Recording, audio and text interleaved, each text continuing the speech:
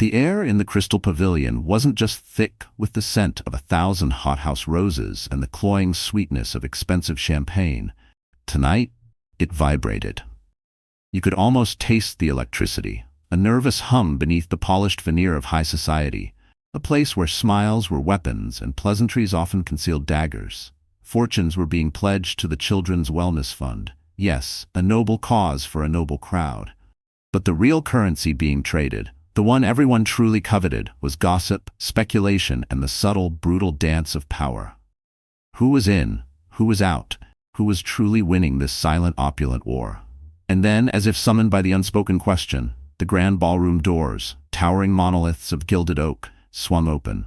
Silence. Not a complete absence of sound, but a sudden, sharp intake of collective breath, a hushing of the cultivated laughter and the clinking of crystal that was more profound than any shout. It was as if someone had pressed a giant pause button on the glittering attendees, each one a star in their own firmament, now momentarily eclipsed. Who could command such a reaction?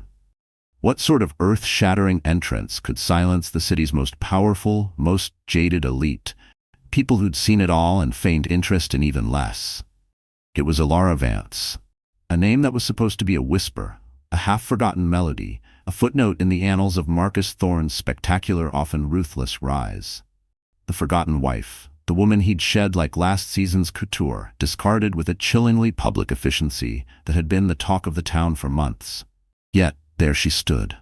Not a ghost, though she was pale enough to be one, her gown a whisper of ivory silk that seemed to absorb the light rather than reflect it, a void in the otherwise dazzling room. It was a stark, almost monastic simplicity against the riot of color and jewels that adorned every other woman in the room, each vying to outshine the next.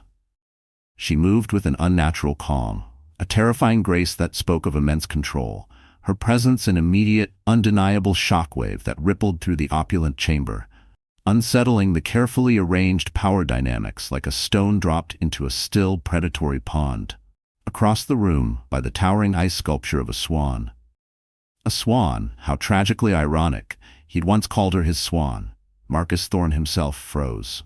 Mid-laugh, his head thrown back, a champagne flute halfway to his lips, charming a senator and his bejeweled wife. The bonhomie drained from his face as if a tap had been opened, leaving behind a mask of stunned disbelief, quickly hardening into something else. Something uneasy, almost fearful. Can you imagine? The man who thought he controlled everything, the puppet master of boardrooms and bedrooms alike, suddenly looking like he'd seen a specter from a past he'd meticulously, brutally tried so hard to bury. A past he thought was dead and buried. How wrong can one man be? Beside him, his new flame, Seraphina Dubois, a vision in crimson satin so tight it looked painted on, her décolletage a brazen challenge, felt the shift before she even saw its cause. Her laughter, moments before a tinkling melody designed to captivate and ensnare, caught in her throat like a fishbone. Her perfectly sculpted eyebrows, masterpieces of disdainful elegance, drew together as her eyes, sharp and assessing as a predator's sizing up an unexpected rival, narrowed. She followed Marcus's petrified gaze, her own ruby lips parting slightly, and a slow, venomous understanding dawned on her face. Oh, this was unexpected. This was a problem. A big one. Her manicured hand, which had been resting possessively on Marcus's arm, tightened, her scarlet nails digging almost imperceptibly into his expensive tuxedo. The whisper started then, a sibilant tide rising to fill the void Elara's entrance had created, spreading like wildfire in dry grass. Is that Elara Vance? It can't be. She wouldn't dare. What is she doing here looking like that? Someone hissed, their voice dripping with a mixture of shock and delicious malice. After everything, the sheer audacity.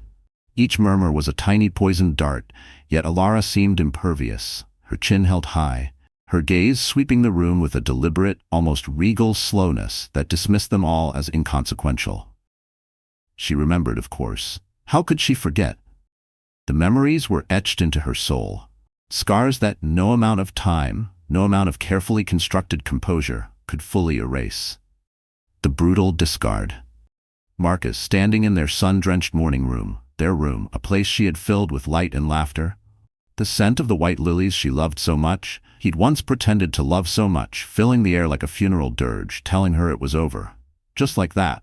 No preamble, no remorse, just a cold, clinical severance, as if she were a mismanaged subsidiary being cut loose. "It's better this way, Elara," he'd said, his voice devoid of any emotion she could recognize, his eyes already looking past her, towards his gleaming future. A clean break. Clean for him, perhaps. For her, it had been a public vivisection. The tabloids, those vultures, had had a field day. Thorne trades in for a newer, shinier model, complete with unflattering, tear-streaked pictures of her juxtaposed against Serafina's glossy, triumphant perfection. She recalled one particularly cruel caricature that had made her physically sick. The humiliation had been a physical weight pressing the air from her lungs, leaving her gasping in the ruins of the life she'd painstakingly built, the life she'd foolishly believed was theirs. He'd left her with what he thought was nothing, stripped of her standing, her home, her dignity, her very identity, or so he presumed. What a fool he'd been. But inside Elara, beneath the ice of her composure, a different kind of fire was beginning to smolder. A flicker of the old pain. Yes, it was always there. A dull ache in her chest, a phantom limb of a love long dead. But it was quickly, almost fiercely, overshadowed by a steely resolve, a strength she hadn't known she possessed until she'd been forced to dig for it in the barren earth of her despair, sifting through the ashes of her former self. "They thought they buried me," she thought, the ghost of a smile, or was it a grimace of determination, touching her lips. "They didn't realize I was a seed that had lain dormant, yes, but had been watered by tears of betrayal and nourished by the bitter ashes of humiliation." And what does it take, do you think, to rise from that kind of devastation? To not just survive, but to transform into something far more formidable than before? The air in the Crystal Pavilion crackled now, not just with curiosity, but with an unspoken tension, a palpable sense of a battlefield being subtly, yet irrevocably, defined. This wasn't just a charity gala anymore. It was an arena.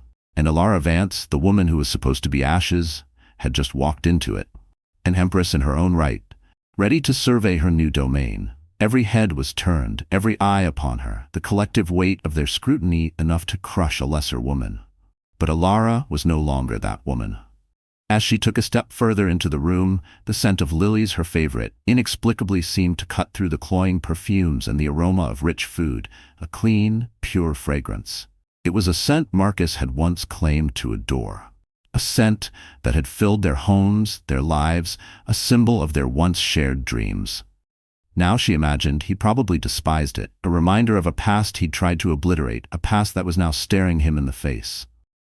But for Elara, tonight, it was the scent of reclamation. This wasn't merely an appearance. No, this was a declaration. An unspoken challenge laid down on the polished marble floor, as clear as the diamonds sparkling at the throats of the women who now stared at her with a mixture of fear and awe. The game, whatever it was, had just begun. And Marcus Thorne, along with everyone else in that glittering, suddenly breathless room, was about to find out that Elara Vance was a player he had catastrophically, fatally underestimated. The question is, are you ready to see how this plays out? Elara accepted a glass of champagne from a hovering waiter, her hand perfectly steady, betraying none of the turmoil that had once threatened to consume her. Her gaze, cool and assessing, swept the room once more, lingering for a fraction of a second on the stunned faces, the dropped jaws, the calculating eyes already weighing odds and choosing sides. Finally, her eyes found Marcus's. Across the expanse of crystal and silk, their gazes locked. A silent, loaded challenge passed between them, a promise of storms to come, of scores to be settled. Then, with an almost imperceptible smile playing on her lips, a smile that held no warmth but an ocean of intent, she turned away. She left him standing there, a statue of gilded shock, and she left everyone, including you, wondering, what on earth was Elara Vance truly capable of now? The forgotten wife was back, and the rules of engagement had just been rewritten. What would her first move be? And how would the mighty Marcus Thorne react when the whispers of war finally reached his ears? You won't want to miss a single moment of what happens next, because this is just the beginning. As Elara Vance, an apparition in ivory, moved deeper into the opulent ballroom of the Crystal Pavilion, the whispers followed her like a trail of gunpowder, crackling with a mixture of disbelief and delicious anticipation. Marcus Thorne, usually the undisputed master of his domain, found his eyes inexorably drawn to her, an unsettling premonition stirring deep within his gut. He'd built an empire on predicting market shifts and human weakness, but this was a variable he hadn't accounted for. The woman he thought he'd erased was now the most talked-about person in a room filled with the city's luminaries. What did it mean? And more importantly, what did she want? Elara, however, seemed oblivious to the undercurrents, or perhaps she simply chose to ignore them, her composure a silken armor. She wasn't just gracing the event, she was working it, a general surveying her soon-to-be battlefield. The first, deliciously public salvo in this silent war came not from Elara herself, but from one of the city's grand dames, a woman whose social pronouncements carried the weight of royal decrees. "My dear Elara, Mrs. Vance, isn't it now?" boomed Beatrice Albright, a woman whose pronouncements could make or break social careers, her voice carrying with deliberate, almost weaponized clarity over the polite chatter. She extended a diamond-encrusted hand, the gesture both a greeting and a demand for attention. "What an absolute pleasure to see you outshining us all. That gown, so audaciously simple.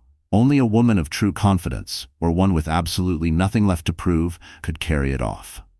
The compliment was double-edged, a public acknowledgement that also subtly highlighted Elara's departure from the ostentatious Thorne fold.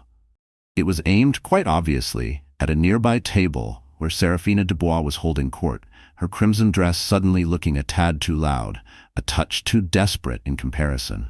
Did you see Seraphina's smile tighten, just for a heartbeat? It was a blink and you'll miss it flicker, but it was there, the first tiny crack in the new queen's meticulously crafted facade. Seraphina even leaned towards Marcus, her voice a low hiss meant only for him. "Is that old relic trying to make a statement, darling, or just embarrass herself further?" Elara's responding smile, however, was genuine, warm even, disarming the slight barb with effortless grace. "Beatrice, you're too kind. It's wonderful to see you looking so radiant yourself." She then, with practiced ease, turned the conversation away from herself and towards the evening's cause, the Children's Literacy Project, a new initiative aimed at funding libraries in underserved city districts. And this is where the room truly began to take notice. This wasn't the demure, often overshadowed Mrs. Thorne they vaguely remembered, the one who mostly nodded and smiled. This was a woman speaking with quiet authority, with a depth of knowledge about the project's challenges and potential that was nothing short of astounding. She discussed nuanced funding models with a prominent city councilman, referencing recent successes in other municipalities. She then turned to the university chancellor, respectfully challenging his skepticism about community engagement. "Chancellor," Elara said, her tone earnest, "if we don't actively involve the parents, if we don't make these libraries true community hubs, are we not merely building beautiful mausoleums for books they may never feel empowered to open?" Her passion wasn't a performance, it was a palpable force. "We're not just talking about books, Councilman," Elara stated earlier, her voice clear and resonant. "We're talking about futures, about breaking cycles. Surely that's an investment worth making without bureaucratic entanglement?" The councilman, initially dismissive, found himself nodding, genuinely intrigued. These were not the conversations of a decorative socialite. These were the insights of a leader, a visionary. How had they all missed this sleeping giant? More pointedly, how had Marcus Thorne, a man famed for his acuity, missed this burning intelligence right under his own roof for so many years? From across the room, Marcus watched, a muscle twitching insistently in his jaw, a tell he thought he'd long since conquered. He'd always known Elara was intelligent. She had a mind like a steel trap, sharp and retentive, capable of recalling the smallest detail from a decade-old contract. He'd just never considered it a threat, more of a convenient accessory to his own brilliance, someone to proofread his speeches and remember the names of dull business associates. Now, seeing her command attention, not through his reflected glory, but through her own undeniable substance, an unfamiliar and deeply unsettling unease coiled in his stomach.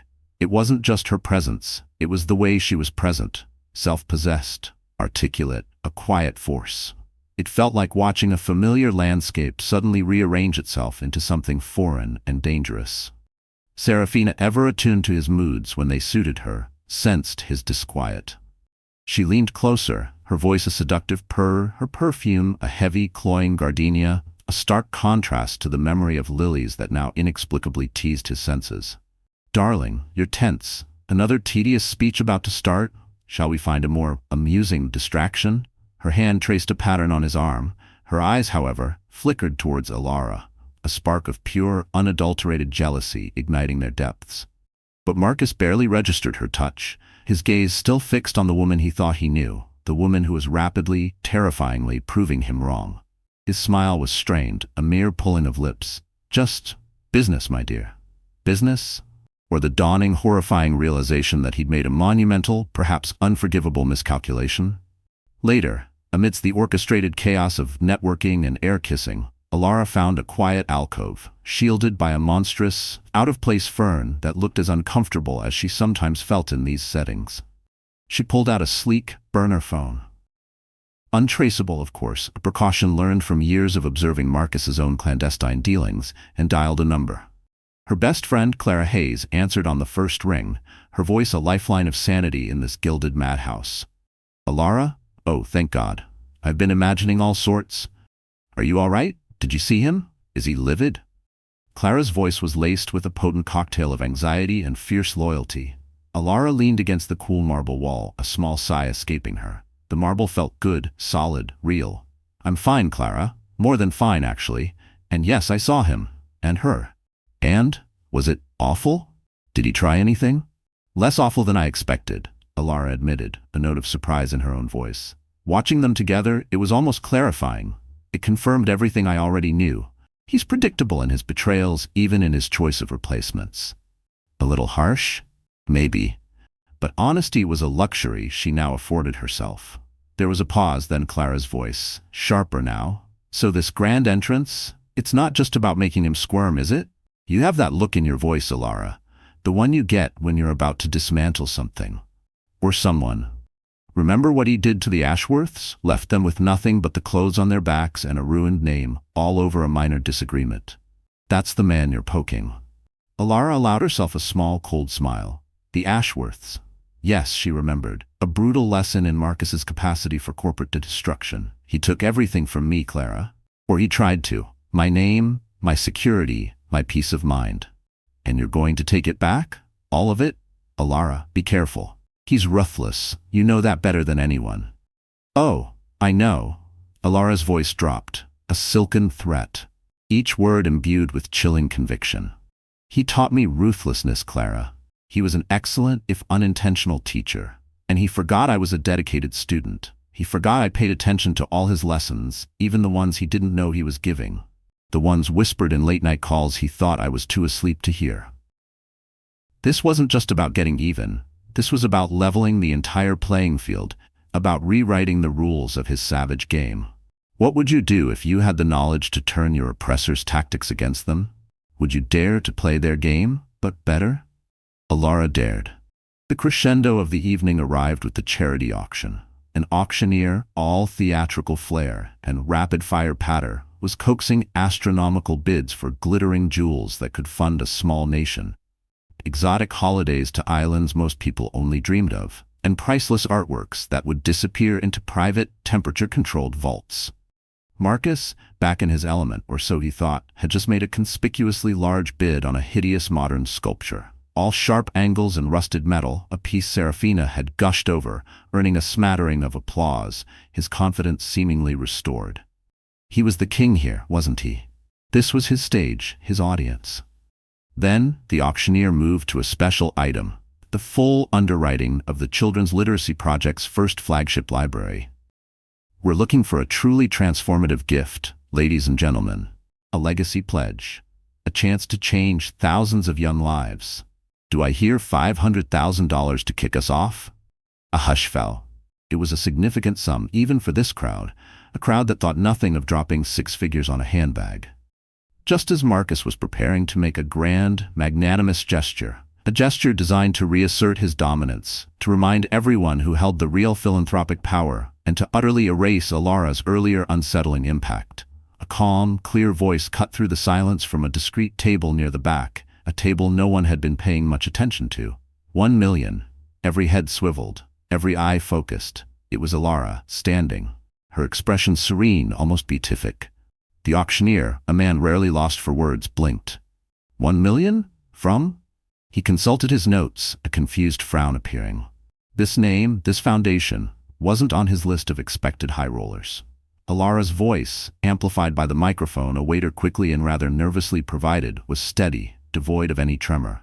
The pledge is from the Phoenix Legacy Foundation, the Phoenix Legacy. A name no one in that room had ever heard of. Where did that come from? Who was the Phoenix Legacy? And how on earth did Elara Vance, the woman supposedly left destitute, command such a sum? The mystery alone was enough to set tongues wagging for weeks, months even. The air thrummed with unanswered questions. And let me tell you, the source of that funding? That's a whole other secret. A delicious little bomb just waiting to go off later. Don't you dare miss finding out about that. If you think this is a shock, wait till you hear the real story behind the money. A wave of stunned applause, far more genuine and enthusiastic than Marcus's had received for his ugly sculpture, erupted through the ballroom. It was a tidal wave of sound. Elara had not just matched him. She'd effortlessly doubled his implied generosity, and she'd done it with an air of quiet conviction that made his earlier bid look like crass showboating. She hadn't just stolen his thunder. She'd hijacked the entire storm, rerouting it with devastating precision. Marcus's face was a carefully blank canvas, but the tightening around his eyes, the almost imperceptible clenching of his jaw, the way his knuckles whitened as he gripped the stem of his champagne flute, spoke volumes. He was seething. Oh, he was beyond seething. This was a direct hit, a precision strike against his ego, his reputation, his very public largesse. Serafina, less adept at masking her emotions or perhaps simply not bothering, glared openly at Elara, her crimson lips thinned into a furious line. If looks could kill, Elara would have been incinerated on the spot. The silent battle had just escalated, and the first visible wound had been inflicted, right on Marcus Thorne's gilded stage. Score 1 for the forgotten wife. Indeed.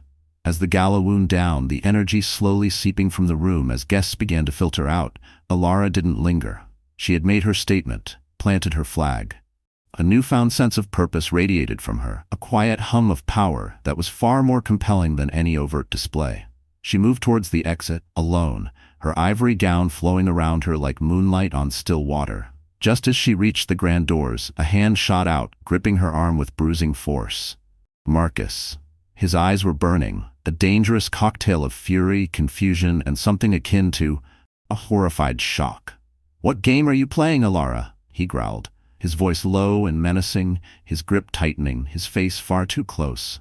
The carefully constructed facade of the charming philanthropist had vanished, replaced by the ruthless, predatory tycoon she knew all too well. Elara met his gaze, her own cool and unwavering. She didn't try to pull her arm away, though his fingers felt like steel bands. Instead, a small, enigmatic smile touched her lips, a smile that didn't reach her eyes, those cool, assessing eyes. "The one I intend to win, Marcus." With that, she extricated her arm with a surprising, almost shocking strength, turned with a grace that mocked his aggression, and walked out into the cool night air, leaving him standing there, momentarily speechless, the echo of her words hanging between them like a drawn sword. The first spark had been struck. The whispers of war were about to become a roar. Back in the cold, echoing emptiness of what was once her vibrant home, now just the shell of Thorne Manor, Elara didn't mourn the life she'd lost within its walls.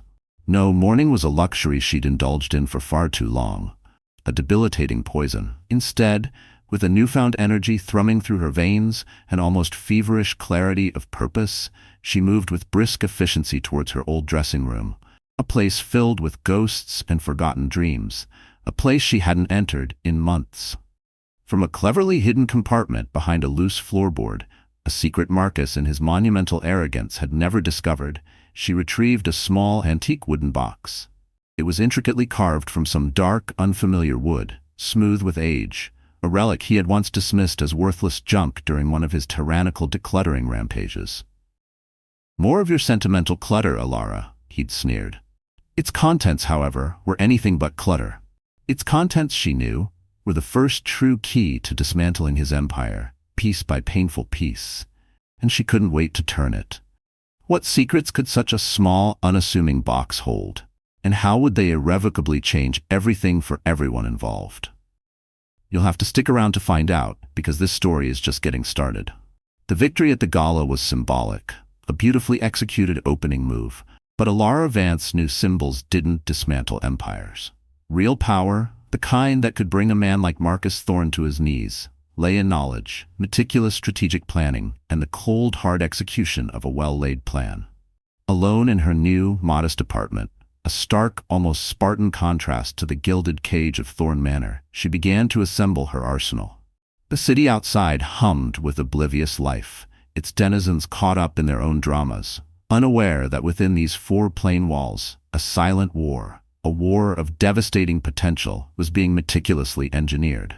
With hands that were surprisingly steady, given the tremor in her soul, Elara retrieved the small, antique wooden box from its hiding place beneath a loose floorboard in the unassuming bedroom closet. The scent of old wood, cedar perhaps, and forgotten secrets clung to it, a faint, dry perfume of the past. The lock, old and a little stiff, finally clicked open with a satisfying thud, a sound that seemed to echo the closing of one chapter of her life, and the ominous, thrilling opening of another.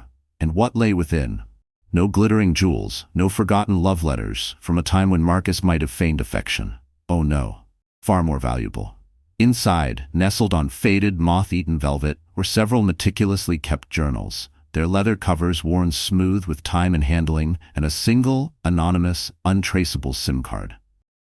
Jackpot. Can you even imagine the thrill, the sheer terrifying power of holding your enemy's past mistakes, his darkest secrets, right there in your hands? It was like holding a lit match over a barrel of gunpowder. Elara's fingers, usually so composed, trembled slightly as she opened the first journal. Its pages brittle and yellowed. The ink was faded in places, but Marcus's familiar, arrogant scrawl was still legible, detailing his early business dealings, the often shady, ethically dubious maneuvers that had laid the foundation for his vast empire. These were the vulnerabilities he'd long forgotten, the skeletons he thought were safely buried deep in the bedrock of his success, protected by layers of lawyers and offshore accounts. Questionable land acquisitions that involved displacing vulnerable communities with paltry compensation. Aggressive negotiations that bordered on outright extortion, complete with veiled threats. Conveniently overlooked environmental regulations for his initial polluting factories. Even hints of backroom deals with less than savory characters, names that would make even the jaded city council blush. One entry detailed how he'd bankrupted a small, family-owned competitor by systematically poaching their staff and then launching a predatory pricing war, all while publicly lamenting their inability to adapt. The casual cruelty of it, the sheer glee in his written words, sent a shiver down Elara's spine. It was a roadmap to his weak points, his Achilles' heels. He'd been so arrogant, so sure of his invincibility, that he'd actually documented his sins, perhaps as a perverse sort of trophy collection. How ironic, how perfect for her plans. The SIM card was her next focus. Clean, unregistered, the ghost line.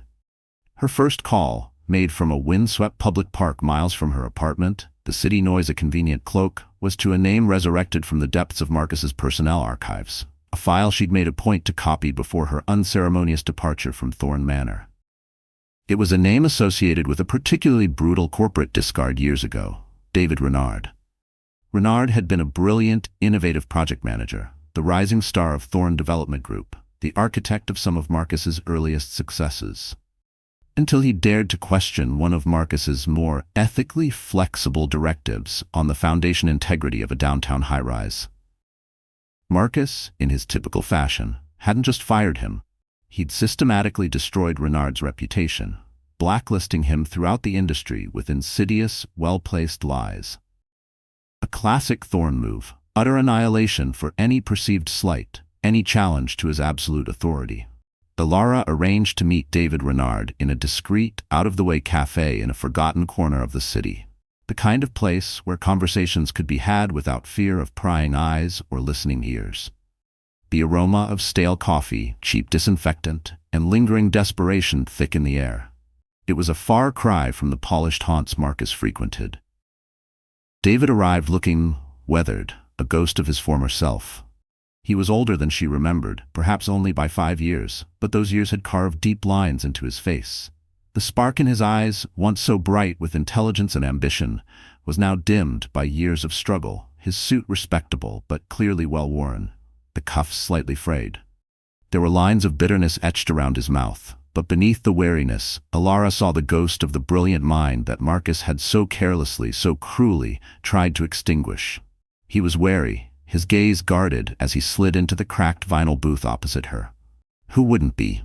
A call from the ex-wife of the man who ruined you? It screamed trap. "Mrs. Vance," he said, his voice raspy, heavy with suspicion, unused to formal address after years in the professional wilderness. "This is unexpected, to say the least." "Mr. Renard," Elara replied, her voice calm, betraying none of the adrenaline coursing through her. She'd rehearsed this moment 100 times. "Thank you for coming. I know this must seem unusual." "Unusual is one word for it," he said bluntly, no time for pleasantries. "Why am I here? No offense, Mrs. Vance, but anything to do with Marcus Thorne is something I'd rather leave in my rearview mirror. He crushed me. He didn't just take my job, he took my future, my name. He made sure I wouldn't work in this city or any other ever again in my field." The rawness in his voice was palpable, a wound still festering after all this time. Elara nodded slowly, her gaze unwavering, meeting his without flinching. "I understand your reservations, Mr. Renard. Better than you know. I've had my own experiences with Marcus's particular brand of generosity." She then, with quiet intensity, laid out her meticulously researched understanding of Marcus's current flagship project, the jewel in his corporate crown, the Zenith Tower. It was a monstrous skyscraper of gleaming glass and steel, a testament to Marcus's boundless ego, designed to dominate the city's skyline and cement his legacy. But Elara, armed with the explosive knowledge from those damning journals and her own sharp observations from years spent silently by Marcus's side, years he'd assumed she was merely a decorative appendage, incapable of understanding the complexities of his world, painted a very different picture. She highlighted its dangerously overleveraged financing, the paper-thin margins, the complex web of interdependent contractors, some of whom were already grumbling about late payments and impossible deadlines, whispers she'd cultivated through Clara's network. She pointed out specific structural dependencies, potential choke points in the supply chain, vulnerabilities that only someone with intimate, almost unnervingly precise knowledge could perceive. "For example," she said, her voice low and conspiratorial, "the primary steel supplier for the Zenith, Kestrel Fabrications, Marcus strong-armed them into an exclusivity contract with impossibly tight margins. They're teetering on the edge of bankruptcy themselves. A nudge, a whisper to their creditors, and Marcus's entire timeline collapses." She even had discreetly obtained preliminary architectural plans, copies of copies, naturally, spread out between them on the chipped Formica tabletop, marked with her own neat, damning annotations. David Renard listened, his initial skepticism slowly, almost imperceptibly, giving way to a grudging, then astonished interest. The technical details, the financial intricacies Elara laid bare, they were astonishingly accurate, terrifyingly insightful. This wasn't just gossip, this was high-level corporate intelligence. How did she know all this? Where did this information, this power, come from? "This isn't just about revenge, David," Elara said, her voice dropping to a near whisper, leaning in, her eyes the color of a stormy sea, locking onto his. "Though, let's be honest, a little part of me wouldn't mind seeing him sweat, seeing him feel even a fraction of what he put us through. This is about justice. It's about accountability for men like Marcus who believe they're above the rules, above consequence. And for you," she paused, letting her words sink in, letting him taste the possibility, "it's a chance to rebuild what he took, a chance to show the world, and especially him, what David Renard is truly capable of when not shackled by a tyrant." She then played her trump card. She spoke of a new, discreetly established entity, Vance Strategic Holdings. Her voice was low, compelling, resonant with hidden depths of funding. "I have resources, Mr. Renard, significant, untraceable resources." She didn't elaborate on their source, letting the mystery hang in the air, adding to her mystique. A small, almost invisible smile played on her lips as she said it. And you just know that anonymous benefactor is pulling some serious strings here, right? This isn't just about Elara's meager divorce settlement, is it? Oh, the secrets we have yet to uncover. This network runs deeper than anyone suspects. I'm offering you a substantial stake, Mr. Renard. Not just a salary, but a partnership, equity. A chance to be at the forefront of readjusting the balance of power in this city. She slid a sleek obsidian black business card across the table. It bore only the name Vance Strategic Holdings and a single encrypted contact number. No address, no frills, pure, understated power. David stared at her, truly seeing her for the first time not as Thorne's discarded ex, but as a formidable, strategic force in her own right. Her preparedness was unnerving, her information almost supernaturally precise. Some of the details she knew about the Zenith Tower's internal workings, the specific personalities of the key contractors, the precise wording of certain overlooked clauses in their agreements, they couldn't have come from public records. It hinted at sources deep within Thorne's own organization, or perhaps something even more powerful. Who was this woman? And who, or what, was backing her with such formidable resources? The questions were tantalizing, almost frightening, but the opportunity was irresistible. A slow, almost wolfish, deeply vengeful smile finally spread across David Renard's face, chasing away some of the weariness, igniting that dormant spark in his eyes. A spark that had been banked for far too long. It was the smile of a man who had been handed a weapon, a very sharp weapon, and knew precisely how to use it. "Mrs. Vance," he said, his voice no longer raspy but imbued with a newfound, dangerous energy, the sound of a sleeping tiger awakened. "Where do we begin?"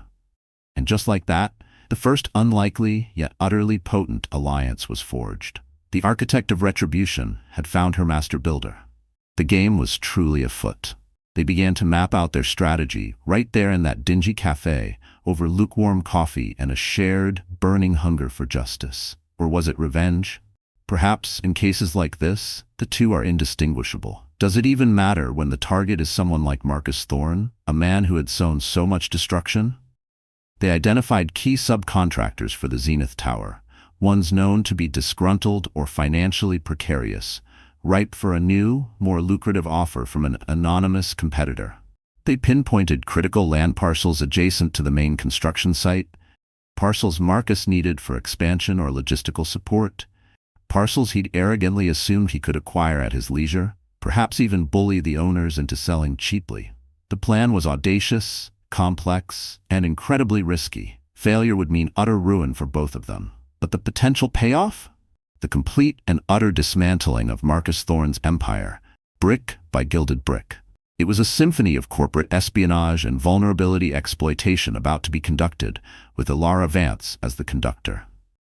Meanwhile, across town, in the glittering salons and exclusive clubs that formed the glittering, treacherous ecosystem of the city's elite, Clara Hayes, Elara's loyal confidant and a woman with an impeccable social pedigree, began her own subtle, insidious campaign.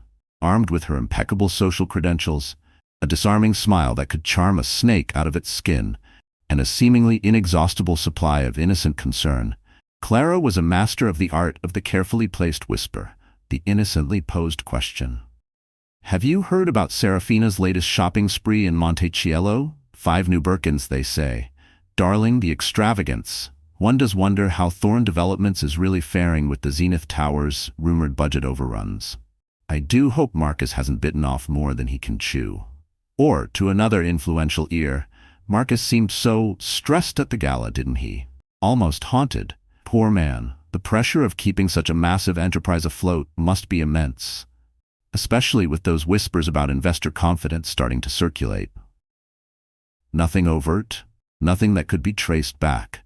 Just tiny seeds of doubt, little drops of poison skillfully administered into the city's gossip-fueled bloodstream, subtly fueling rumors of instability, of financial precariousness within the usually unassailable Thorne Development Group. It was a brilliant two-pronged attack. Elara, the coolly calculating general, planning the direct strategic assaults.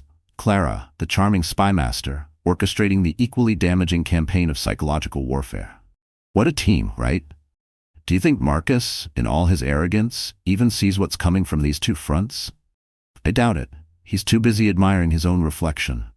While Elara Vance and David Renard meticulously plotted their surgical strikes against the foundations of the Zenith Tower, their every move cloaked in secrecy and funded by the enigmatic, almost mythical, Vance Strategic Holdings. Marcus Thorne, blissfully, fatally oblivious to the storm gathering directly above his perfectly coiffed head, was on his penthouse terrace with Serafina. The city lights glittered below like a carpet of scattered diamonds, a testament, he believed, to his enduring dominion. He swirled the expensive brandy in his crystal glass, dismissing Serafina's earlier vague concerns about Elara with his usual unshakable, infuriating arrogance. "Elara, darling, she's a nobody, a ghost. What could she possibly do to me, Marcus Thorne?" He was, of course, dangerously, spectacularly wrong. He had no idea that the very ground beneath his glittering empire was already beginning to tremble, that the architect of his retribution was already drawing up the blueprints for his spectacular downfall. And the first phase of that plan? It was about to unfold with a devastating precision that would leave him reeling, questioning everything he thought he knew. You absolutely cannot afford to miss how these first critical moves play out, because the shockwaves are about to hit. The dominoes, so carefully lined up by Elara Vance and her new eager ally, David Renard, began to fall, not with a thunderous crash, but with a series of small, almost imperceptible clicks that resonated deep within the foundations of Marcus Thorne's empire. His arrogance, for so long a blinding veil, had prevented him from seeing the meticulous architect of his impending doom. But the hunter, the apex predator of the city's corporate jungle, was about to discover he was, in fact, the hunted. The first true tremor, the one that signaled the whispers were escalating into something far more dangerous, began not in a boardroom, but in the opulent, sterile expanse of his penthouse, a stage set for domestic drama rather than corporate collapse. "The Zenith Tower is bleeding, Marcus, and you're acting like it's a damned paper cut." Serafina Dubois's voice, usually a silken purr designed to soothe and seduce, was a shrill shriek that bounced off the floor-to-ceiling windows, overlooking the glittering, indifferent city. Her face, usually a mask of bored perfection, was contorted with a very real, very ugly fury. With a sudden, violent movement, she hurled the heavy crystal tumbler in her hand, the one containing his favorite single malt. It missed Marcus's head by a mere inch. Was that intentional, a near miss to terrify, or just a sign of her deteriorating aim under pressure? And shattered against the massive, imported Italian marble fireplace, the sound echoing like a gunshot in the sudden silence. Shards of expensive crystal, like frozen tears of a fallen god, rained down onto the pristine white llama wool rug. So much for domestic bliss, eh? One has to wonder, doesn't one, if this is the first sign she's losing her own cool? Or if she's playing an entirely different game we haven't seen yet. Marcus, who had been staring moodily into his own glass of amber liquid, didn't even flinch outwardly, though a muscle throbbed at his temple. His stress these past few weeks had manifested as a cold, simmering rage, a dangerous pressure building beneath his usually unflappable, Lord of the Universe exterior. "Don't be so melodramatic, Serafina," he bit out, his voice deceptively calm, each word a carefully dropped icicle. "It's a temporary cash flow issue. All large-scale projects of this magnitude encounter them. It's being handled, as always, by me." "Handled?" she scoffed, her crimson dress looking almost blood-like in the dim, atmospheric lighting of the penthouse. She stalked towards him, her movements feline and dangerous. "Is that what you call it when three of our primary steel suppliers suddenly have unforeseen contractual obligations elsewhere, all within a week? When that vital Oak Haven Avenue land parcel, the one you needed for the transport access and staging area, gets snapped up from under your nose by some shadowy shell corporation nobody's ever heard of?" "Vance Strategic Holdings. What even is that? Sounds like something your pathetic ex-wife would dream up in her little hovel." Each word was a perfectly aimed dart, designed to wound his pride as much as highlight his business failings. And that was the crux of it. Vance Strategic Holdings. Elara and David Renard, operating with the precision of seasoned saboteurs, had begun their systematic acquisition of assets crucial to the Zenith Tower. It started subtly, almost invisibly. key subcontractor for the specialized, imported German curtain walling, suddenly found their crucial overseas credit lines frozen, their European bank citing newly discovered irregularities. Just days later, Vance Strategic Holdings, like a benevolent vulture, swept in with a generous buyout offer the beleaguered company couldn't possibly refuse. Then, a critical supplier of reinforced high-tensile concrete, a company Marcus had squeezed on price for years, driving them to the brink, suddenly declared an unexpected and ironclad loyalty to a new, better-paying client. Vance Strategic, of course. Each move was perfectly timed, often outbidding Thorne Development by a hair's breadth, utilizing what seemed like impeccable, almost psychic, insider knowledge of Marcus's own bidding strategies, his cash flow vulnerabilities, his pressure points. How did they know exactly when to strike, exactly how much to offer? The unseen, unheard influence of the still unseen anonymous benefactor was like a phantom hand guiding Elara's, ensuring every arrow found its mark, drawing blood every time. The first construction delays on the Zenith, small at first, began to be whispered about in the financial press, causing the first flicker of unease amongst the project's smaller, more nervous investors. Marcus, initially, had been blindsided, attributing the early setbacks to bad luck, to the usual cutthroat nature of the development game in a city built on ambition and backstabbing. But the pattern soon became undeniable, too precise to be coincidental. His CFO, Alistair Finch, a man whose face seemed permanently etched with worry lines these days, a man who looked like he hadn't seen his own bed in a week, delivered the grim news during a tense, early morning meeting in Marcus's stark, minimalist office, a temple to his own ego. Finch, his usual impeccable Savile Row suit looking a little rumpled, his tie askew, laid out a dossier detailing the latest series of devastating blows. "Sir," Finch began, his voice heavy with foreboding, almost a croak, "these aren't random incidents. I've run every analysis. It's not just bad luck, or even typical corporate rivalry from the likes of Blackwood. These moves, they're surgical. Precisely targeted.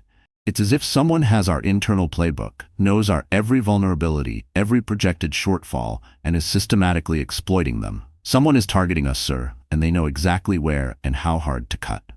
He paused, then added, his voice dropping further, "This Vance Strategic Holdings, they materialized out of nowhere, well-funded, extremely aggressive, and their timing, frankly, sir, it's uncanny, almost as if they have foreknowledge." Marcus slammed his fist on the polished mahogany desk, the sound making Finch jump. "Find out who they are, Finch. I want names. I want connections. Is it Blackwood playing a deeper game? Or that vulture, Rickardson, trying to make a move while he thinks I'm distracted with the Gala nonsense?" He rattled off the names of his known corporate rivals, the usual suspects in the brutal game of high-stakes real estate. The idea that Elara, his meek, pliable, discarded Elara, could be behind something of this magnitude was simply preposterous, utterly laughable. She wouldn't have the first clue how to orchestrate such a complex financial assault. "Don't waste your time looking at ghosts or chasing after women scorned, Finch," he'd snapped, his voice dripping with disdain. "Find me a real enemy, a worthy opponent." What a profound, almost tragic underestimation. Will he ever learn that the quiet ones are often the most dangerous? But Serafina, later that evening, as she surveyed the shattered crystal from her earlier outburst with a detached air, a tiny, almost imperceptible smile playing on her lips as a maid scurried to clean up the mess, wasn't so quick to dismiss the impossible. She'd seen that look in Elara's eyes at the Gala, that cold, calculating fire, that unnerving poise. "Don't underestimate her, Marcus," she'd murmured, swirling the dregs of her wine, her voice a low, almost thoughtful caress that sent a shiver down his spine despite himself. "You men always do, don't you? You think because a woman is quiet, she's an idiot. Because she endures your indiscretions, your blatant disrespect, she's weak." She gave him a sideways glance, her expression unreadable, a perfect poker face. "Hell hath no fury like a woman you've publicly destroyed, darling. Especially one who might have been smarter than you ever gave her credit for. Maybe she's not as clueless as you always thought. Maybe she was just biding her time, learning, watching. Was it a genuine warning, a moment of surprising insight? Or was she subtly testing him, gauging his reaction, perhaps even enjoying the slow, delicious spectacle of his unraveling from a front-row seat? Or, more disturbingly, did Serafina have her own hidden agenda? Her own reasons for wanting to see Marcus Thorne humbled? Perhaps even a past slight of her own she was looking to avenge through him. The ambiguity around her was a tightening knot of its own, a fascinating subplot in this unfolding drama. Her motives remained a tantalizing, dangerous mystery. Who was Serafina Dubois, really? And whose side was she truly on? Marcus, however, caught between Finch's dire warnings and Serafina's unsettling, almost taunting insinuations, felt the walls closing in. The financial pressure on the Zenith Tower was becoming immense. Investors, smelling blood in the water, were getting skittish, their once fawning calls now tinged with pointed questions, demanding reassurances he was finding increasingly difficult to provide with his usual bluster. The project, his magnificent monument to himself, was indeed bleeding, hemorrhaging cash and credibility. Desperate to stop the flow, to project an image of unshakable strength and liquidity, Marcus made a typically bold, typically arrogant, and ultimately incredibly risky financial maneuver. He secured a massive, short-term, high-interest loan from a notoriously predatory lender, Titan Capital, a group known for their ruthless collection tactics, using a significant portion of his other more stable assets, including a hefty stake in his media holdings, as collateral. It was a gamble, a desperate throw of the dice, designed to plug the immediate financial gaps and keep construction on the Zenith Tower moving, to show the world, and whoever this damned Vance strategic was, that Marcus Thorne was still in control, still the master of his universe. He was convinced, with the unshakable self-belief that had always been both his greatest strength and his most profound weakness, that he could outmaneuver this, refinance, find new, more pliable investors before the crippling interest payments came due. He always had before. Why would this time be any different? Oh, Marcus, when will you realize the game has changed because the player has changed so fundamentally? Elara, through David Renard's still active network of disgruntled ex-Thorne employees. Amazing how loyalty evaporates when a strong man shows signs of weakness, isn't it? And a few well-placed, well-paid informants. Another gift from the ever-resourceful, ever-mysterious anonymous benefactor perhaps, got wind of this desperate move almost immediately. David, his eyes gleaming with a grim, almost feral satisfaction, brought her the news in their new, discreetly rented office space.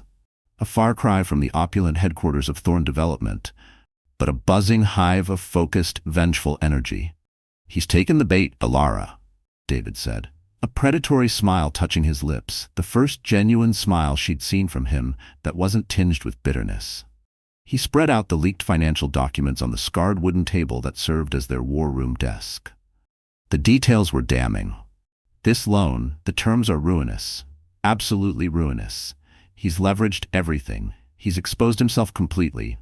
One more significant delay, one more major supplier default, and he won't be able to make the first repayment. He's vulnerable. Deeply, fatally vulnerable. Elara looked at the documents, her expression calm, betraying nothing of the icy triumph that coursed through her. Her mind, always sharp, was already processing the implications, calculating the next series of moves, the final, killing blows.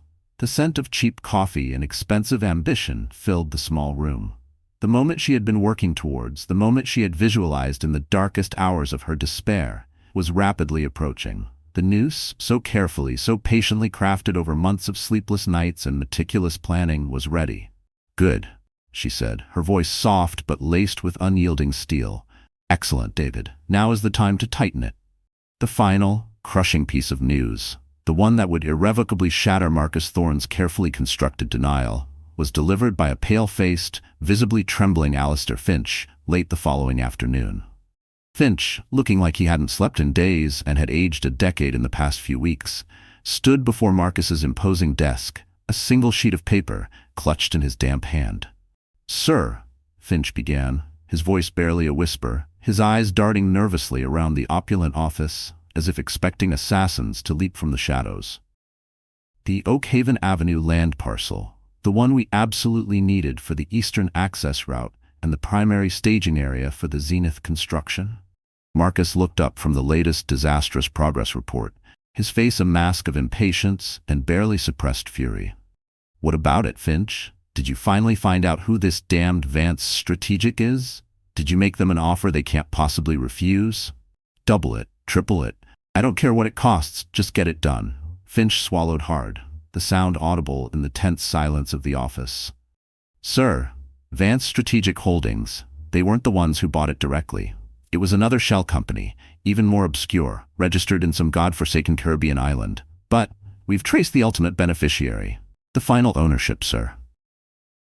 He hesitated, his gaze dropping to the plush, custom-woven carpet. He looked like a man about to announce a death in the family. Spit it out, man, Marcus roared, his patience gone, his voice cracking like a whip. Who is it? Finch looked up, his eyes filled with a mixture of genuine fear and a strange sort of pity. The Oakhaven land parcel, sir. It was acquired by the Phoenix Legacy. The Phoenix Legacy. The name from the Gala, the $1 Million Pledge, Elara's foundation. For a long, heart-stopping moment, the world tilted on its axis for Marcus Thorne. The sounds of the city outside, the hum of his empire, faded into an unbearable silence. The carefully constructed walls of his denial, his supreme arrogance, his utter contemptuous disbelief that she could be capable of this, came crashing down in a deafening, silent roar that echoed only in the tortured chambers of his own mind. Every strange event, every inexplicable setback, every perfectly timed corporate jab, it all clicked into place with a horrifying, sickening clarity. Elara, he whispered, the name tasting like ash and bitter betrayal in his mouth. It couldn't be, but it was. The ghost from his past wasn't just haunting him, she was dismantling him, piece by meticulous, vengeful piece. He finally understood. He finally saw the architect behind the tremors now shaking his empire to its very core. And he knew, with a chilling certainty that settled deep in his bones like a shard of ice, that he had to confront her. This wasn't just business anymore. This was war, and he was losing, badly. How could he have been so blind, so utterly dismissive? The realization hit him like a physical blow, driving the air from his lungs, leaving him gasping. His fury, now mixed with a grudging, horrified disbelief and a sliver of something that might have been fear, propelled him towards the one place he knew he could find her. His old home. Her new fortress. The battle lines were no longer hidden. They were starkly, brutally drawn. Dear friend, there's a moment in every life when silence falls, not from peace, but from the thunder of resilience stepping into the room. Elara Vance didn't just return. She rose. From betrayal, from pain, from being discarded like a forgotten page in someone else's story. And what the world mistook for ashes was the soil from which she grew. The Stoics taught us that nothing external can touch the soul unless we let it. Elara understood that. Her power wasn't vengeance, it was presence.